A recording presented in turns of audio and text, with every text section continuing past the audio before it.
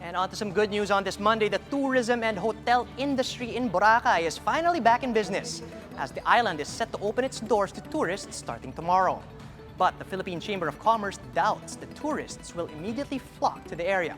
Sheila Francisco with the story.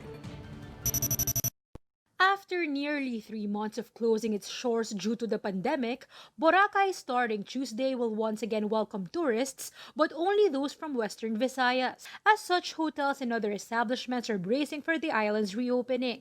To lure tourists, Paradise Garden Resort Hotel has already offered tourists promos and free upgrade in rooms. They've also upgraded safety protocols. A sanitation booth has been put up to sanitize guests and luggages. Markers are placed to promote physical distancing, while the staff is equipped with face shields and face masks. Sanitizing kits will also be given to guests, and a biohazard trash will be available to dump used face masks. However, only half of their 500 rooms will be available to tourists.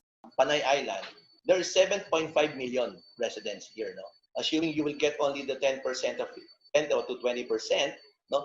Malaking bagay pa rin 'yon. Willing naman po kami mag-open provided step by step ang gagawin po natin, no? Just like the governor and the mayor develop a QR code na para at least ma-minimize ang pila ng sa both jetty port, no? The hotel secured certification to operate from the DOT after officials inspected the establishment before being allowed to open. But not all were able to secure a certification in time for their reopening tomorrow. Club 10 Boracay says they are working on securing the certification within the month, but they're already equipped with PPEs and sanitation kits needed by hotels. The management added they would also need more time to adjust to the new guideline. Yung retraining namin, yan ang pinaka-focus at din ng isang dahilan kung ba't hindi pa rin kami ready mag-open. Kasi gusto ko maging natural sa mga staff yung mga gagawin nilang practice.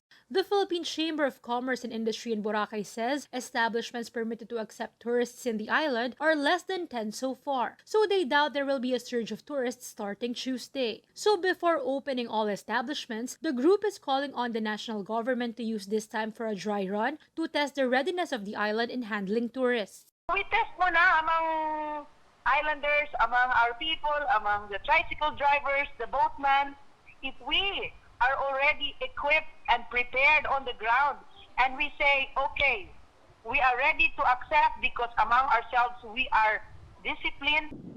The Malay local government, for its part, reminds tourists to observe safety protocols in the island. Aside from wearing face masks and physical distancing, they should also pre-book, have a health declaration, and pass through screening to allow entry. The LGU is now hoping that the gradual opening of the island will help them recover losses and jumpstart the local economy safely. Sheila Francisco, VR1 News.